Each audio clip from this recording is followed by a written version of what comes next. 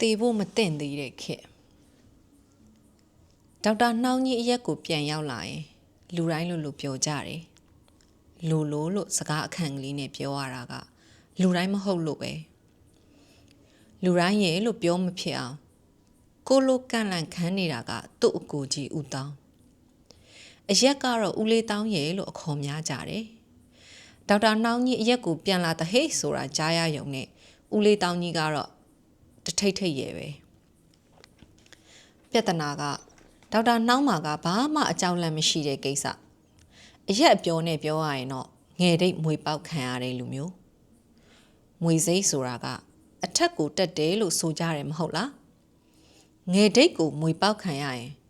တက်เสียမရှိတော့လို့မသိနိုင်တော့ဘူးတဲ့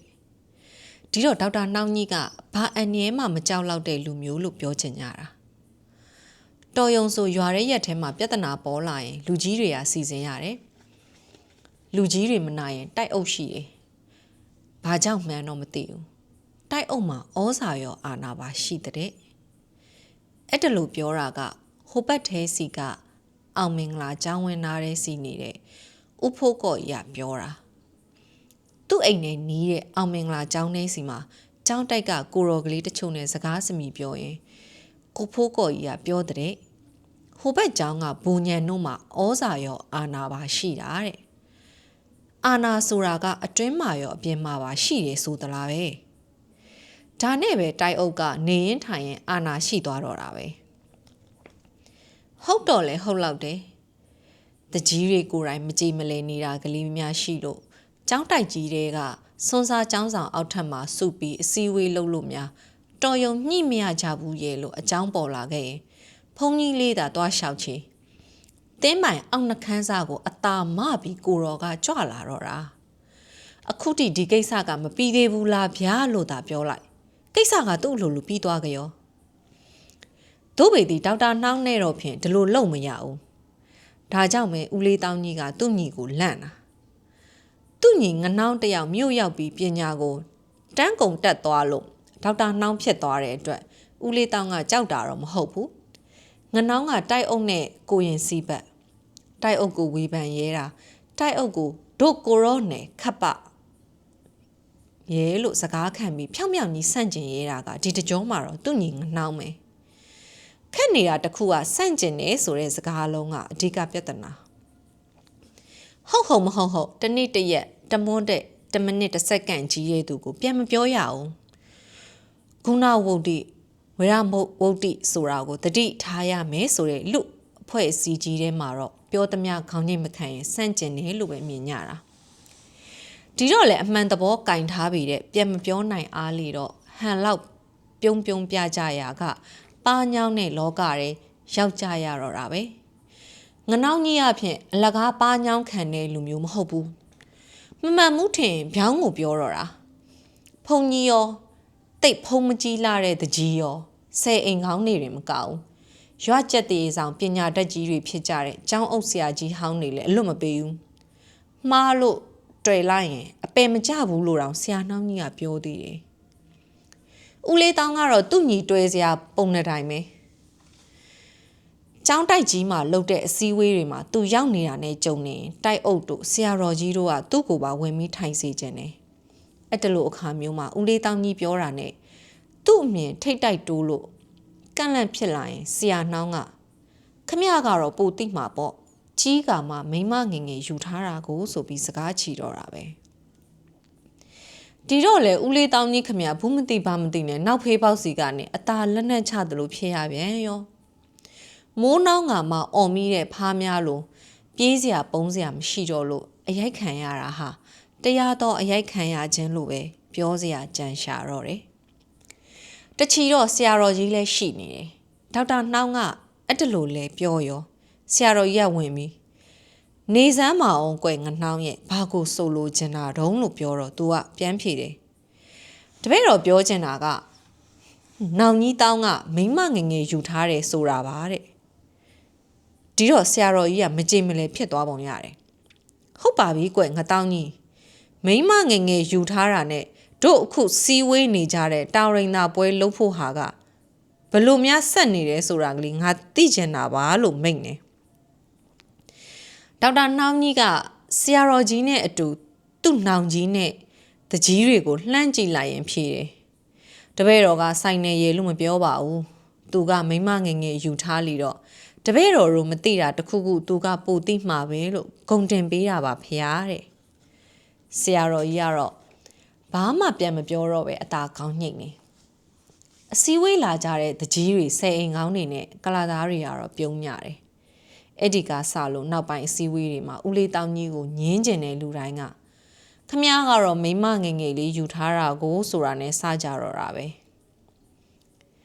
တဘာဝယုတ်တိအာဂမယုတ်တိဆင်ရမှာအစဦးဏိဒံအဆိုကအရေးကြီးရဲ့လို့ပညာရှင်မင်းများပြောသလိုပဲဆိုရလိမ့်မယ်ထင်တယ်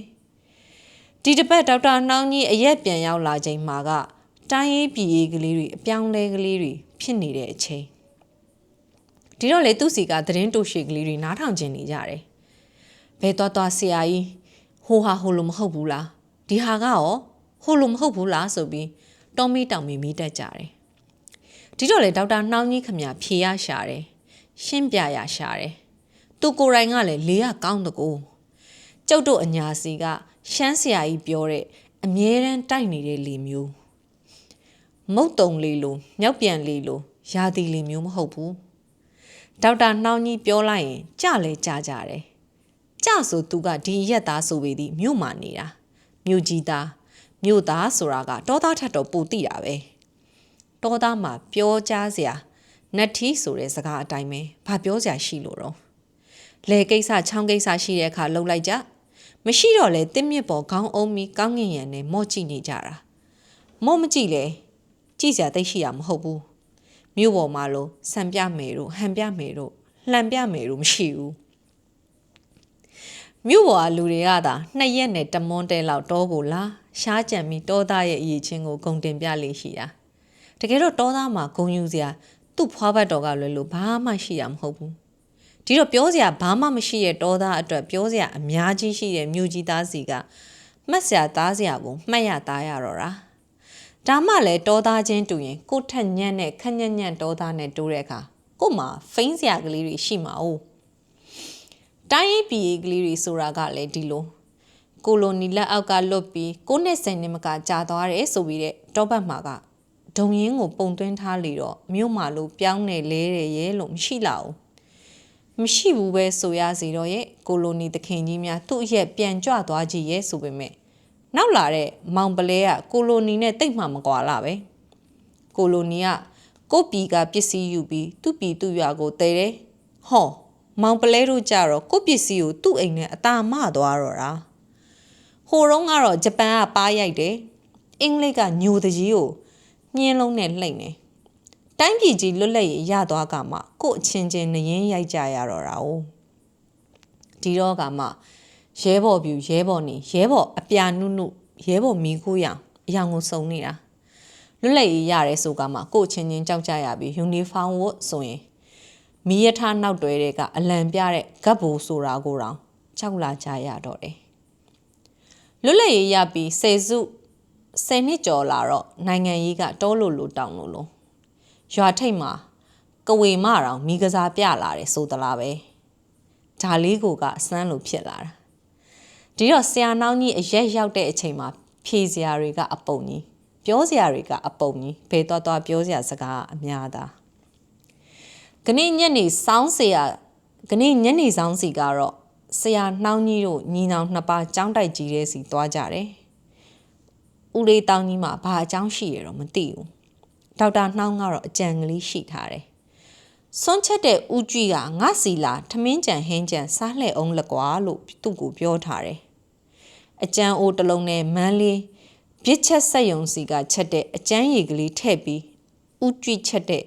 ဝတ်သားဟင်းကလေးနဲ့မြည်ကြဖို့ကိုအဲ့ဒီကိစ္စကလေးကိုလက်တွေ့အကောင့်ထဲပေါ်ဖို့ပါဒါဆရာနှောင်းကြီးရဲ့အကြံဒီကိစ္စနဲ့ပတ်သက်လို့တော့ညီကိုချင်းအတော်ပြောရသေးတယ်။ကျောင်းဘက်အလာမှာကျုပ်ဦးကြွီစီမှာထမင်းကြံဟင်းကြံသွားစားအောင်မယ်လို့ဒေါက်တာနှောင်းကြီးပြောတော့ဦးလေးတောင်းကဘူးမသိဘာမသိနဲ့ငါမိမချက်တာဘာဖြစ်လို့ရုံလို့မေးတယ်။ခမရမိမကဘာမှမဖြစ်ဘူးဟင်းချက်ကောင်းတယ်။ဒါပေတိဟင်းဆက်ကမတည့်ဘူးလို့ဒေါက်တာနှောင်းကြီးကပြန်ပြောတယ်။ မင်းကကြီးကိုများတယ်လို့ဦးလေးတောင်းကပြောတော့ခမရမိန်းမကိုထမင်းဟင်းမချက်တတ်ဘူးရေလို့ကြုံမပြောဘူးဟင်းဆက်မတဲ့တာကိုပြောတာလို့ပြန်ပြောတော့ဦးလေးတောင်းကအဲ့ဒါမင်းကြီးများလို့ပေါ့ကွာလို့ပြောတယ်ဒီတော့မှဒေါက်တာနှောင်းကြီးအတွက်အကွက်ကဝင်လာတော့တာသူကပြန်ပြောတယ်ကျုပ်ကတော့မိမငယ်ငယ်ယူမထားလေတော့ကြီးများရတဗျာခမရကတော့မိမငယ်ငယ်ယူထားလေတော့ကြီးများနေအမောဖောက်လို့လူရင်းကလေးပျောက်သွားမှာကိုပြရတယ်ဒီတော့လေဦးလေးတောင်းကြီးခမရဘာမှဆက်မပြောနိုင်တော့ဘူးပြောစရာလည်းရှိမှမရှိတော့ပဲ哦ပြောမယ်ဆိုရင်တော့လေထထိုးလိုက်တာမှကောင်းအောင်မယ်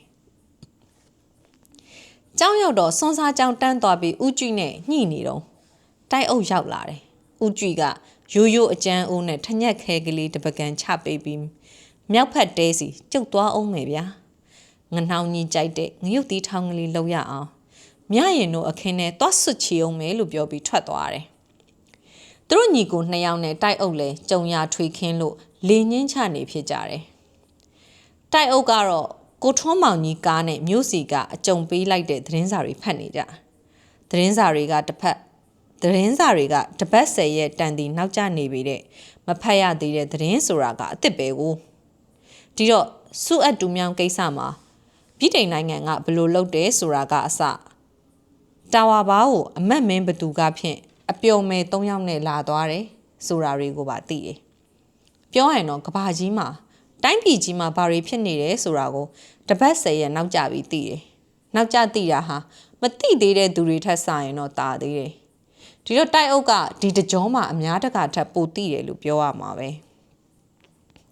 သူဖက်ရသိရတာတွေကိုသူနဲ့ကိုရင်စီးပတ်ဒေါက်တာနှောင်းလာတိုင်းဆွေးနွေးတယ်အသိပညာအရာမှာသူနဲ့တန်းညီစရာကလည်းဆရာနှောင်းကြီးပဲရှိတော့တာဒီလိုမျိုးနှီးနှောကြရင်ဦးလေးတောင်းကတော့တစ်လုံးထောက်နှလုံးထောက်ဆိုတာလောက်ပဲတိတ်လည်းဝင်မပြောရဘူးမတော်အကြောင်းမသိရင်စုအပ်တူမြောင်နဲ့ပြည်ထိုင်နိုင်ငံအကြားမှာမိမငငယ်ယူထားတဲ့ကိစ္စကပေါ်လာနိုင်သေးတာ哦ဦးလေးတောင်းကတော့ကျောင်းတိုင်တလုံးကိုမှီရင်ခန့်ငိုက်ငိုက်ရယ်ပန်းနေပုံရတယ်ဒါကတော့လေမိမငငယ်ယူထားလိုက်မိတဲ့ကိစ္စနဲ့ဆိုင်လောက်တယ်အတော်ကလေးကြာတော့ဦးကြီးတယောက်စွန်းစားကျောင်းဘက်စီရှောက်လာတာတွေ့လိုက်ရတယ်သူနဲ့အတူချမ်းသာဦးလည်းပါလာတယ်ဦးကြီးကများလာကွာကျောင်းထဲလာထမင်းစားကြလို့များခေါ်လာသလားလို့တွေးကြည့်စရာပဲဒေါက်တာနှောင်းကြီးကချမ်းသာဦးတို့မောင်မူတို့မောင်တာတို့နဲ့စကားပြောရတာကြိုက်တယ်သူကမြို့ကြီးသားဖြစ်နေပေသည်အရက်ရောက်ရင်အဲ့တလို့လူတိုက်နဲ့ဆဆတောက်လည်းနေတတ်တယ်ချမ်းသာဦးကတော့နေတော့ဇရက်မှာသွားတော့ဖက်နှက်မပါစားတော့အရက်တကားဆိုတဲ့လူမျိုးသိလေကြက်မပြေဘူးလို့ပြောချင်ရင်တော့ပြောချမ်းသာဦးကစာလေးပါလေးလဲတက်တယ်ကြုံရလဲဖတ်တယ်ထရီကလေးကလည်းကြိုက်တယ်သူ့တွေးနဲ့သူနေတဲ့လူမျိုးရွာရဲရက်ထဲမှာအသေးပြောက်ရှိရင်တော့သူ့တာဝန်သူ့ကိုအတူဘာတို့ရဲ့ယာစာဖြစ်တဲ့သူ့ဘာယာစာလို့ခေါ်မှကြိုက်တယ်စန္ဒာလလို့မခေါ်စေရလို့တိုက်အုပ်တို့တကြီးတို့ကအာမဝနာခံထားရတဲ့လူဒီတော့တိုက်အုပ်ကအစမောင်မူတို့မောင်တာတို့ကပါသဘောကျတယ်စွန်းစားကျောင်းအဝနာစီရောက်တော့တိုက်အုပ်ကပဲလှမ်းမိတယ်ဟက်ကောင်ကြီးဘယ်လာတာတုံးလို့ချမ်းသာဦးကဘာမှပြန်မဖြေရသေးခင်ဦးကြည့်ကပဲဂျားကဝင်ပြီးရှောက်လိုက်တယ်ငတောင်းကြီးအိမ်စီတောင်ဘက်ထဲသွားမလို့တဲ့ဖေဟာငနှောင်းနဲ့တွေ့ရအောင်တပည့်တော်ကဒင်းတို့ညီကို2ယောက်စလုံးဒီမှာရှိရဲဆိုတာနဲ့လိုက်လာတာပဲတဲ့တိုက်အုပ်ကဟက်ကောင်ကြီးဒီလာလို့လန့်ခေါ်လိုက်တယ်ချမ်းသာဦးကတသက်ရရေမိုးချိုးထားပုံရတယ်စွတ်ကျဲလက်ပြက်ဖြူတန်းတန်းရည်နဲ့ဦးကြည့်ကတော့စွန်းစားကြောင်းပေါ်မတက်တော့ပဲနောက်ဖက်ထဲစီကသူ့အိတ်တဲ့စွန်းချက်ယုံနဘေးကတဲစီတန်းသွားတယ်ချမ်းသာဦးကတော့အသာလက်အုပ်ချီပြီးစွန်းစားကြောင်းတဲစီတက်လာတယ်ပြီးတော့ဖုန်းကြီးလေးနဲ့မျက်နှာချင်းဆိုင်ခက်လန်းလန်းမှာထိုင်လိုက်ပြီးဥချလိုက်တော့တယ်ဦးလေးတောင်းတို့ညီကို2ယောက်ကတော့ပြုံးပြလိုက်ကြရင်အနေမပြတ်ကြဘူးချမ်းသာဦးကဥချလိုက်ရင်ပါဇက်ကလည်းရွတ်လိုက်သေးတယ်ဖះကိုးကွယ်ပါ၏တရားကိုးကွယ်ပါ၏တန်ခါကိုးကွယ်ပါ၏တဲ့တိုက်အုပ်ကတော့ပြုံးနေတယ်စိတ်ထဲမှာတော့ငါတပည့်တွေမေ့လျော့ခြင်းမရှိကြဘူးရဲ့လို့တွေးရင်ကျေနပ်လိုက်မိပုံရတယ်ချမ်းသာဦးကဖ ဖုန်ကြီးလေးကိုဥတဲပြီးဥချပြီးသွားတော့ထိုင်းနေရကအထိုင်ပြင်လိုက်ရင်ဒေါက်တာနှောင်းကြီးဘက်ကိုဥတီလိုက်တယ်ပြီးတော့မှဆရာနှောင်းကြီးကိုကိုးကွယ်ပါဤလို့ပါဇက်ကရွတ်ပြီးဥသုံးငိန်ချပြန်တယ်ဒေါက်တာနှောင်းကြီးလည်းအငိုက်မိသလိုဖြစ်သွားတယ်ဥကြောင်ကြောင်ဖြစ်သွားတယ်ဒေါက်တာနှောင်းမှမဟုတ်ဘူးတိုက်အုပ်ရောဦးလေးတောင်းမှဥကြောင်ကြောင်ဖြစ်သွားကြတယ်ဒေါက်တာနှောင်းကြီးကတော့တိုက်အုပ်နဲ့ဘေးချင်းတိုက်လောက်တင်မြူးပေါ်မှာတချမ်းဆောင်လှဲရင်စကားပြောနေတာမို့ဘုံစုံငုတ်တုတ်ထထိုင်လိုက်မိတယ်ကျောင်းတိုင်မှီရင်ငိုက်တိုက်တိုက်ဖြစ်နေတဲ့ဦးလေးတောင်းကတော့မျက်လုံးကျဲသွားတယ်စိတ်ထဲမှာတော့ချမ်းသာကိုကိုးကွယ်လောက်တဲ့စရင်နဲ့ငါမပါကလားရဲ့လို့တော့တွေးလိုက်မိပုံရတယ်မိမငငယ်ယူလိုက်မိလို့တော့ဖြစ်မယ်မထင်ဘူးလို့သူ့ဘာသာစိတ်ထဲမှာပြေရပြေချောင်းပြောပြီးဖြေလိုက်ရတယ်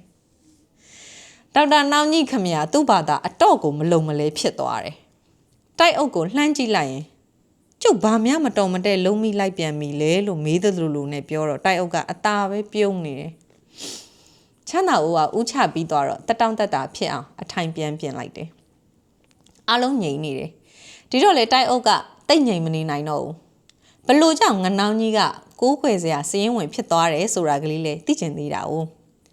ချမ်းသာဦးမင်းကိုဆရာကြီးနှောင်းကဘာတွေများဆုံးမလိုက်လို့တက်တက်ကြီးမေးလိုက်တယ်ချမ်းသာဦးကတိုက်အုပ်ကိုကြည့်နေရင်ဆရာနှောင်းကြီးကိုတစ်ချက်လှမ်းကြည့်လိုက်ရင်လက်အုပ်ကလေးအသာချီပြပြီးကမှဆရာနှောင်းကြီးကကျုပ်အသက်သခင်ပါဗျဖုန်ကြီးရလို့ဖြေတယ်တိုက်အုပ်ခမဦးကြောင်ကြောင်ဖြစ်သွားရုံနဲ့မကဘူးစတုမတူကလေးများမမီဝဲရတာကြာလို့အထက်ကိုလေးဆန်းတယ်လို့မျိုးဖြစ်ပြီးပါဇက်ထဲကဟေးလို့လေတံခက်ကြဲကြဲထွက်သွားတယ်ဦးလေးတောင်းကြီးကတော့ဘာမှကိုမပြောတာတော့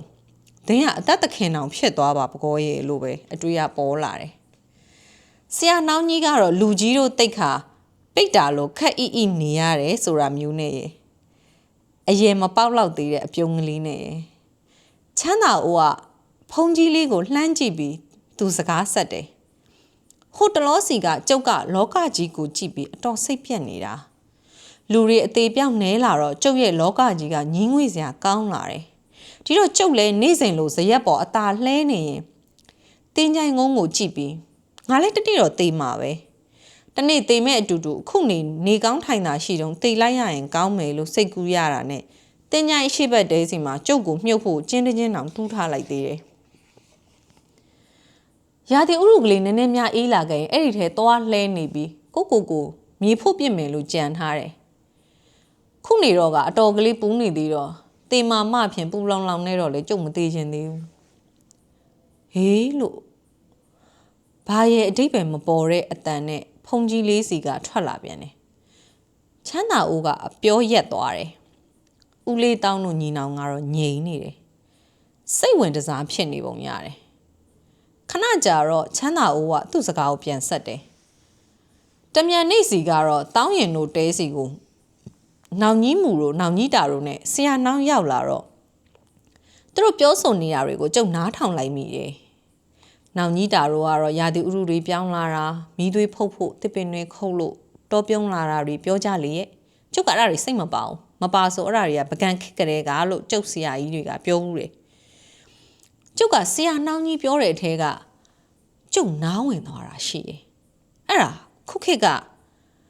ကြောင်နေခက်กว่าဆိုတာပဲဟုတ်တမို့လားဆရာကြီးလို့ပြောပြီးချမ်းသာအိုးကဆရာနှောင်းကြီးကိုလှမ်းကြည့်ရင်မေးလိုက်တယ်ဆရာနှောင်းလည်းပြေးမလွတ်တော့ဘူးသူ့စကားနဲ့သူမိနေပုံရတယ်မတိမတာခေါင်းညှိမ်ပြလိုက်တယ်ဆရာနှောင်းကြီးကပြောတပြားဆိုပြီးချမ်းသာအိုးကစကားဆက်တယ်ဟုတ်ဤမဟုတ်ဤတော့မသိဘူးအဲ့ဒီကြောင်တွေမှန်သမျှကလူစွမ်းကောင်းနေကြီးဖြစ်လာကြတော့တာကိုတဲ့အင်္ဂလိပ်ခေတ်မှာထိတ်တုံးခတ်ခံရတဲ့ကောင်မှန်သမျှလွတ်လပ်ရေးရတော့လွတ်လပ်ရေးအတွက်တိုက်လာတဲ့မျိုးချစ်တွေဖြစ်ကုန်ရောဂတ်မာများအချုပ်ကျခဲ့ဘူးရင်ပိုတောင်းနေရသည်ထမင်းရုပ်လို့ပဲကြဘာကြောင့်ကြဒီကြားတဲ့ဆရာဆန်မျိုးဆက်ဆိုတာကပေါ်လာသည်ဘာများတုံးဆိုတော့ဆရာဆန်ကျိုးမိန်ကြတဲ့နှစ်မှာမွေတဲ့ကောင်လေးဘာမှတော့ဆရာဆန်နဲ့မဆိုင်ဘူးဘာမှလည်းကြီးကျယ်လုပ်ခဲ့တာတော့မဟုတ်ဘူးဟောကြည့်မင်းတို့စီစေရင်ကောင်းဖြစ်လာတဲ့ငထွား ဆရာဆန်မျိုးဆက်ဆိုပြီးကြွေးကြော်ရင်စိတ်အိမ်ကောင်းဝင်ဖြစ်နေတယ်နေရရတယ်တကြီးမဖြစ်တောင်စိတ်အိမ်ကောင်းတော့ဖြစ်တယ်အရက်ကလည်းညံ့တော့ယုံနေခုတော့ကကြောင်မှန်သမျှလွတ်လပ်ရေးအတွက်တိုက်လာတဲ့လူကြီးဖြစ်ကုန်တာပဲတဲ့ဒီမာရင်ကျုပ်လည်းအတွေးပေါက်သွားတာပေါ်ဖုန်ကြီးရလို့ချမ်းသာဦးကသူ့ရှောက်လဲချက်ကိုနှိကုံချုပ်လိုက်တယ်တိုက်အုပ်စိတ်ထဲမှာတော့ငါမေးလိုက်မိတာမှားပေါ်လို့တွေးကောင်းတွေးနေလိမ့်မယ်တကယ်တော့ခုဟာကအေးဝမေတုတံပဲရှိသေးတာအေးဝမေတုတံကနေရှေ့နာတော့ဆက်မှဇက်ရည်လေမအောင်မင်းကဘာတွေများအတွေးပေါက်ခဲ့တာတော့ဟတ်ကောင်ရလို့ဖုန်ကြီးလေးကလှမ်းမေးလိုက်တယ်ချမ်းသာအိုးကကိစ္စပြီးလို့ထပြန်တော့မယ်လုံနေရကဖုန်ကြီးလေးကိုကြည့်ပြီးလက်အုပ်ချီတယ်ရေကျဲကျဲနဲ့ပြန်ဖြေလိုက်တယ်ကျုပ်ကိုလည်းတကြီးဦးနီကသူ့အိမ်နောက်ကတင်းကုတ်ထဲမှာတညချုပ်ထားဘူးတယ်အဲ့ဒီတုန်းကကျုပ်ကမူးပြီးအဝတ်မပါပဲလမ်းမှာလဲနေလို့အဲ့ဒီတုန်းကလွတ်လပ်ရေးမရသေးဘူးဒီတော့ကျုပ်လည်းလူစွမ်းကောင်းစင်းနဲ့ပါလောက်တယ်မဟုတ်လားကိုရောအလကားကောင်နေရရလာကမှကျုပ်လိုအလကားကောင်ကဖြင့်တေဖို့မတင်သေးဘူးလို့ကျုပ်တွေးလိုက်မိတယ်လို့ပြောပြီးဝှက်ချလိုက်တယ်ဖုန်ကြီးလေးကတော့ဘာမှပြန်မပြောတော့ပဲတာတာပြုံးနေတယ်ချမ်းသာအိုးကဆရာနောင်ကြီးဘက်အသာလှည့်ပြီးဝှက်ချလိုက်ပြန်တယ်ဆရာနောင်ကြီးကဘာမှမပြောပြီးတယ်ဘာအတိတ်ပဲရှိမှန်းမသိရတဲ့အေးလို့တော့ပါဇက်ကထွက်လာတယ်ချမ်းသာအိုးကထိုင်ရာကထလိုက်တုံးတစ်ခုခုသတိရသွားပုံရတယ်ဆရာနောင်ကိုလှမ်းကြည့်လိုက်ရင်ကျုပ်နာသွားသဗျာလို့ပြောတယ်ဆရာနောင်ကဘာမှပြန်မပြောရသေးခင်ဖုန်ကြီးလေးကဘာများတော့ကွာလို့ဝင်ပြောတယ်ချမ်းသာအိုးကပြောတယ်ဒလို့မှန်းသိရင်ဂက်ရှိကအုတ်နေရန်ကိုကျုပ်သွားပြီးသေးနဲ့ပန်းမာတော့ကောကျုပ်မှန်းသိအောင်နေကင်းကြောင်တောင်သွားပြီးပန်းမာ2ရက်လောက်ချုပ်ထားမှကတော့တေးကြတယ်အเจ้าများတင်ခဲ့ရင်ဂေါ်ယာစာတင်ကြီးကနရင်ရိုက်တာတောင်ခံရအောင်မှာအဲ့ထလိုများဖြစ်ခဲ့ရင်ဒဏ်ရာကလေးတပြားပြားနဲ့ဆိုအရက်ထဲကမိန်းမတွေကအတော်တနာကြအောင်မှာတဲ့ပြောပြီးတော့ချမ်းသာအိုးကထွက်သွားပါလေရောတိုက်အုပ်နဲ့ဆရာနှောင်းလဲဘာမှထပ်မပြောတော့ဘူးចောင်းတိုင်မှီးပြီးနားထောင်နေတဲ့ဦးလေးတောင်းကြီးပဲလှုပ်လှုပ်ရှားရှားဖြစ်လာတယ်လက်နှစ်ဖက်မြှောက်ပြီးအပြင်းကျော်ဆန်လိုက်တယ်ပြီးမှမင်းနဲ့ကွာငနှောင်းရလို့လှမ်းပြောလိုက်တယ်တကယ်တော့ဦးလေးတောင်းပြောတဲ့စကားမပြည့်စုံဘူးအနက်လွယ်ဖော်လို့မရနိုင်ဘူးဘယ်အပိုင်းကိုဘယ်ဟာကိုမင်းနဲ့ကွာလို့ပြောတယ်ဆိုတာအသေးချာပြောလို့မရဘူးတို့ပေဒီဆရာနှောင်းကြီးကကဘာပေါ်မှာတန်းကုံအောင်တက်ခဲ့လို့ဒေါက်တာဘွဲ့ဆိုသလားပဲရထားတယ်လူဒီတော့နားလေတယ်သဘောပေါက်တယ်ချက်ချင်းပဲသူ့အကိုကြီးကိုလှည့်ကြည့်ပြီးပြန်ပြောလိုက်တယ်ကျုပ်ကတော့ခမားလိုမိမငငယ်ယူထားတာမဟုတ်လေတော့ကျုပ်ပြောတာကိုအဲ့တလို့နားလေလိမ့်မယ်လို့မတွေးမိဘူးဗျအတွေးမှောက်လို့ဘေးရောက်သွားတာကတော့ကျုပ်ပြစ်မဟုတ်ဘူးတဲ့ဦးလေးတောင်းကြီးစိတ်ထဲမှာတော့ပြောပြီးကမှငါတော့မှားပြန်ပါကောလို့သတိရလိုက်မိလိမ့်မယ်နောင်တဆိုတာကလည်းနောင်ခါမှရတတ်တာမျိုးကိုကြိုရနေကြိုတလို့ခေါ်ရမှာပဲအဲ့ဒါလို့ခေါ်ပြန်ရင်လည်းအတိတ်ပဲတော့တိတ်ရှိလာမှာမဟုတ်ဘူးအမားဆိုတာမျိုးကအနာဂတ်မှာမှမရှိပဲအတိတ်စီမှာကြီးပဲဖုန်ကြီးလေးကတော့ဘာမှဝင်မပြောတော့ဘူးတာတာပြုံးနေတယ်ပြီးမှရှင်နာစီကအေးဆက်နေတဲ့အကျန်းအိုးတွေကရင်နွေးချမ်းကိုအကျန်းခွက်တဲ့ငှဲ့ထည့်လိုက်ပြီးမော့တောက်လိုက်ရင်ပလုတ်ကျင်းလိုက်တယ်နောက်တော့မြူချလိုက်ရောလက်တစ်ဖက်နဲ့ရင်နွေးချမ်းလင်မန်းကိုအသာတွန်းပြီးဒေါက်တာနှောင်းကြီးရှင်နာစီတိုးပေးလိုက်တယ်ချင်းတွင်းမဂ္ဂဇင်းအမှတ်85ဒီဇင်ဘာဇန်နဝါရီ2012-2013မြင့်တန်းဤနေဘက်ကြီးဘက်မှဝတ္ထုများစာအုပ်မှ